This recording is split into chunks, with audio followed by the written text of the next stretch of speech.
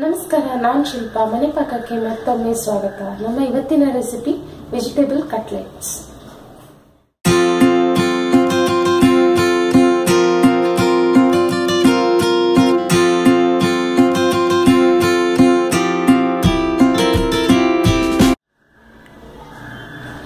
ಮಳೆಗಾಲ ಶುರು ಆಗಿದೆ. ಸಂಜೆ ಮಳೆ ಬರ್ತಾ ಇರುವಾಗ ಬಿಸಿ ಬಿಸಿ ಚಹಾ ಅಥವಾ ಕಾಫಿ ಜೊತೆಗೆ ಯಾವ್ದಾದ್ರೂ ಒಳ್ಳೆ ಸ್ನಾಕ್ ತಿನ್ಬೇಕು ಅಂತ ಎಲ್ಲರಿಗೂ ಆಸೆ ಆಗುವಂತ ಸಮಯ. ಹಾಗಾಗಿ ಇವತ್ತು ನನ್ನ favourite snack recipe vegetable cutlet ಅನ್ನ ನಾನು ನಿಮ್ ಜೊತೆ ಶೇರ್ ಮಾಡ್ತಾ ಇದ್ದೀನಿ. Very healthy recipe. ಹಾಗಾಗಿ ಏನೇನ್ ಬೇಕು ಅನ್ನೋದನ್ನ ನೋಡ್ಕೊಂಡು ನಾವು ರೆಸಿಪಿ ಶುರು ಮಾಡೋಣ. 4 ರಿಂದ 5 ಮಧ್ಯಮ ಗಾತ್ರದ ಆಲೂಗೆಡ್ಡೆ ಬೇಯಿಸಿ ಪುಡಿ ಮಾಡಿಟ್ಕೊಂಡಿರೋದು, ಅರ್ಧ ಕಪ್ ಬೀಟ್ರೂಟ್ ತುರಿದಿಟ್ಕೊಂಡಿರೋದು, ಅರ್ಧ ಕಪ್ ಬೀನ್ಸ್ ಸಣ್ಣದಾಗಿ ಹೆಚ್ಚಿಟ್ಕೊಂಡಿರೋದು, ಅರ್ಧ ಕಪ್ ಕ್ಯಾರೆಟ್ ತುರಿದಿಟ್ಕೊಂಡಿರೋದು, ಅರ್ಧ cup green piece food processor ಅಲ್ಲಿ ನಾನು ಸ್ವಲ್ಪ ತರ್ತರಿಯಾಗಿ ರುಬ್ಬಿಟ್ಕೊಂಡಿದ್ದೀನಿ, 1 ಇಂಚು ಶುಂಠಿ ಸಣ್ಣದಾಗಿ ತುರಿದಿಟ್ಕೊಂಡಿರೋದು, 2 ರಿಂದ 3 ಹಸಿಮೆಣಸು ಸಣ್ಣದಾಗಿ ಹೆಚ್ಚಿಟ್ಕೊಂಡಿರೋದು, 2 ಟೇಬಲ್ ಸ್ಪೂನ್ ಮೈದಾ ಹಿಟ್ಟು, 1 table spoon corn flour, 2 tea spoon ಮೆಣಸಿನ ಪುಡಿ, 1.5 ಟೀ ಸ್ಪೂನ್ ಗರಂ ಮಸಾಲಾ ಪುಡಿ, 1 ಟೀ ಸ್ಪೂನ್ ಕೊತ್ತಂಬರಿ ಪುಡಿ, ಅರ್ಧ ಟೀ ಸ್ಪೂನ್ ಜೀರಿಗೆ ಪುಡಿ, ಅರ್ಧ tea spoon chaat masala, 2 table spoon ಎಣ್ಣೆ, 1 ಕಪ್ ರವೆ ಅಥವಾ ರವೆ ಬದಲು ಬ್ರೆಡ್ ಕ್ರಮ್ಸ್ ಸಹಿತ ಉಪಯೋಗಿಸ್ಕೊಳ್ಬಹುದು, ರುಚಿಗೆ ತಕ್ಕಷ್ಟು ಉಪ್ಪು. ಈಗ ಮೊದಲಿಗೆ ಒಂದು ಬಾಣಲೆಗೆ ನಾನು 2 ಟೇಬಲ್ ಸ್ಪೂನ್ ನಷ್ಟು ಎಣ್ಣೆಯನ್ನ ಹಾಕ್ತೀನಿ. ಎಣ್ಣೆ ಸ್ವಲ್ಪ ಬಿಸಿ ಆಗೋದಕ್ಕೆ ಬಿಡೋಣ. ಈಗ ಎಣ್ಣೆ ಕಾದಿದೆ. ಈಗ ನಾವು ಇದಕ್ಕೆ ಶುಂಠಿ ಹಾಗೂ ಹಸಿಮೆಣಸನ್ನ ಹಾಕಿ ಶುಂಠಿ ಸ್ವಲ್ಪ ಫ್ರೈ ಆಗೋವರೆಗೆ, ಸ್ವಲ್ಪ ಹಸಿ ವಾಸನೆ ಹೋಗೋವರೆಗೆ 1 ರಿಂದ 2 ಸೆಕೆಂಡ್ ಫ್ರೈ ಮಾಡ್ಕೊಳ್ಳೋಣ. ಈಗ ನೆಕ್ಸ್ಟ್ ನಾವು ಇದಕ್ಕೆ ಎಲ್ಲಾ ತರಕಾರಿಗಳನ್ನ ಹಾಕೊಳ್ಳೋಣ. ಬೀಟ್ರೂಟ್, ಕ್ಯಾರೆಟ್, ಬೀನ್ಸ್ ಹಾಗೂ ವಟಾಣಿ ಗ್ರೀನ್ ಪೀಸ್ ಇಷ್ಟನ್ನು ಹಾಕಿ ಸರಿಯಾಗಿ ಒಂದ್ಸಲ ಮಿಕ್ಸ್ ಮಾಡ್ಕೊಳ್ಳೋಣ. ತರಕಾರಿಗಳೆಲ್ಲ ಸರಿಯಾಗಿ ಮಿಕ್ಸ್ ಆದ್ಮೇಲೆ ನಾವು ಇದಕ್ಕೆ ಮಸಾಲೆ ಪುಡಿಗಳನ್ನ ಹಾಕೊಳ್ಳೋಣ. ಕೊತ್ತಂಬರಿ ಪುಡಿ, ಜೀರಿಗೆ ಪುಡಿ, ಚಾಟ್ ಮಸಾಲ,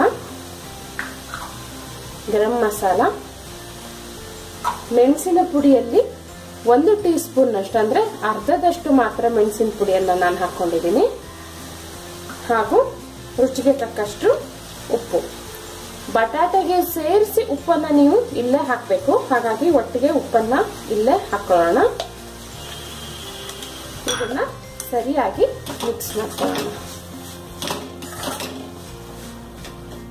ತರಕಾರಿಗಳೆಲ್ಲ ಮಸಾಲೆ ಪುಡಿಗಳ ಜೊತೆ ಸರಿಯಾಗಿ ಮಿಕ್ಸ್ ಆದ್ಮೇಲೆ ಗ್ಯಾಸ್ ಅನ್ನ ಸಣ್ಣ ಮಾಡಿ ನಾವಿದನ್ನ ಮುಚ್ಚಿ 5 ರಿಂದ 10 ನಿಮಿಷ ಬೇಯೋದಕ್ಕೆ ಬಿಡಬೇಕು. ನೀರು ಖಂಡಿತ ಹಾಕಬಾರ್ದು. ಉಪ್ಪು ಹಾಕಿರೋದ್ರಿಂದ ತರಕಾರಿಗಳು ತಮ್ಮದೇ ನೀರನ್ನ ಬಿಟ್ಕೊಂಡು ಅದರಲ್ಲೇ ಬೇಯುತ್ತೆ. ಹಾಗಾಗಿ ಒಂದು 5 ರಿಂದ 10 ನಿಮಿಷ ಮಧ್ಯ ಮಧ್ಯದಲ್ಲಿ ಕೈ ಆಡಿಸ್ತಾ ನಾವಿದನ್ನ ಮುಚ್ಚಿ ಬೇಯಿಸಬೇಕು. ಈಗ 10 ನಿಮಿಷ ಆಗಿದೆ.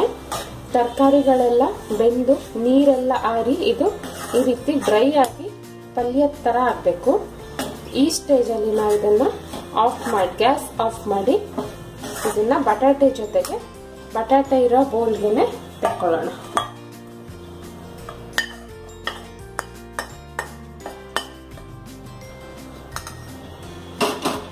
ಈಗ ಇದು ತುಂಬಾ ಬಿಸಿ ಇರೋದ್ರಿಂದ ಮುಟ್ಟೋದಕ್ಕಾಗೋದಿಲ್ಲ.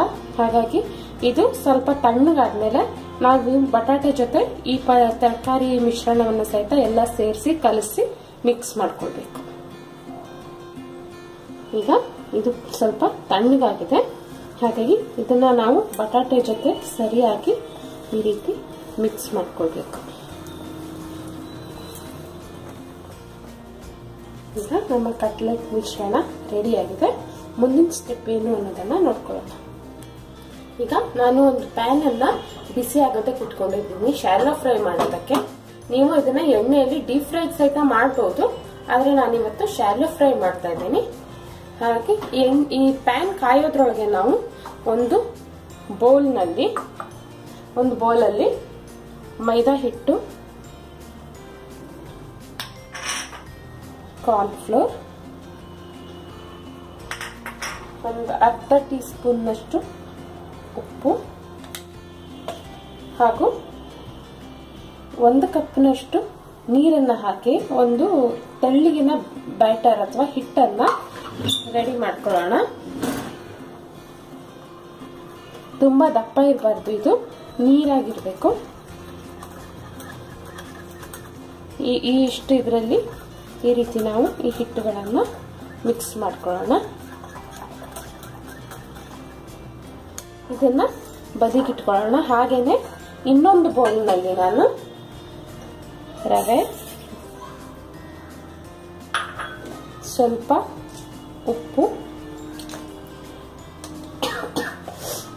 ಹಾಗೇನೆ ನಾವು ಉಳಿಸ್ಕೊಂಡಿರುವಂತ ಮೆಣಸಿನ ಪುಡಿ ಇದಿಷ್ಟನ್ನ ಹಾಕಿ ಎಲ್ಲ ಮಿಕ್ಸ್ ಆಗೋ ಹಾಗೆ ನಾನು ಈ ರೀತಿ ಮಿಕ್ಸ್ ಮಾಡ್ಕೊಳ್ತೀನಿ.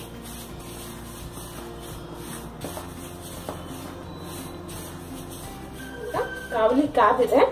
ಕಾವಲಿಗೆ ನಾನು 1 ರಿಂದ 2 ಟೀ ಸ್ಪೂನ್ನಷ್ಟು ಎಣ್ಣೆಯನ್ನ ಹಾಕೊಳ್ತೀನಿ.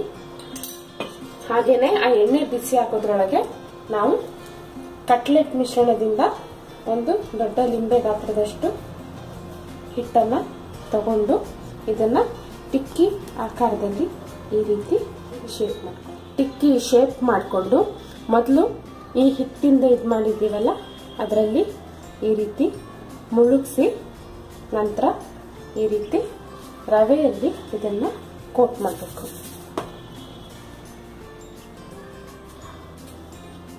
ಹಾಗೇನೆ ಇದನ್ನ ಕಾವಲಿ ಮೇಲೆ ಇಟ್ಕೊಳ್ಳೋಣ. ಇದನ್ನ ಮೀಡಿಯಂ ಉರಿಯಲ್ಲಿ 2 ಕಡೆ ಕೆಂಪು ಬಣ್ಣ ಬರೋವರೆಗೆ, ಹೊಂಬಣ್ಣ ಬರೋವರೆಗೆ ಇದನ್ನ ಫ್ರೈ ಮಾಡಬೇಕು. ಮೇಲ್ಗಡೆಯಿಂದ ಒಂದು ಸ್ವಲ್ಪ ಎಣ್ಣೆ ಹಾಕೊಳ್ಳೋಣ.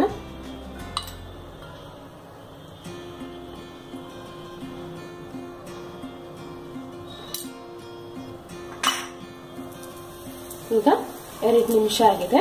ಇದನ್ನ ನಾವು ತಿರುಗಿಸಿ ಹಾಕೋಣ.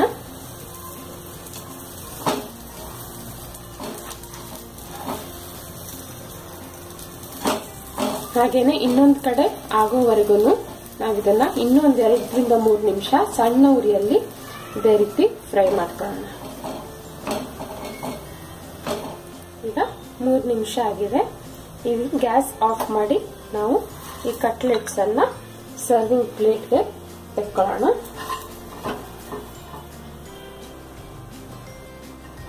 ಹಾಗೇನೆ ಇದನ್ನ ಟೊಮೆಟೊ ಸಾಸ್ ಜೊತೆ ಸರ್ವ್ ಮಾಡೋಣ. ಟೊಮೆಟೊ ಸಾಸ್ ಅಥವಾ ತೆಂಗಿನಕಾಯಿ ಚಟ್ನಿ ಜೊತೆನೂ ಇದನ್ನ ನೀವು ಸರ್ವ್ ಮಾಡಬಹುದು. ಬಿಸಿ ಬಿಸಿಯಾದ ರುಚಿಯಾದ ವೆಜಿಟೇಬಲ್ ಕಟ್ಲೆಟ್, ತುಂಬಾ ಹೆಲ್ದಿ ವೆಜಿಟೇಬಲ್ ಕಟ್ಲೆಟ್ ರೆಡಿ ಆಗಿದೆ.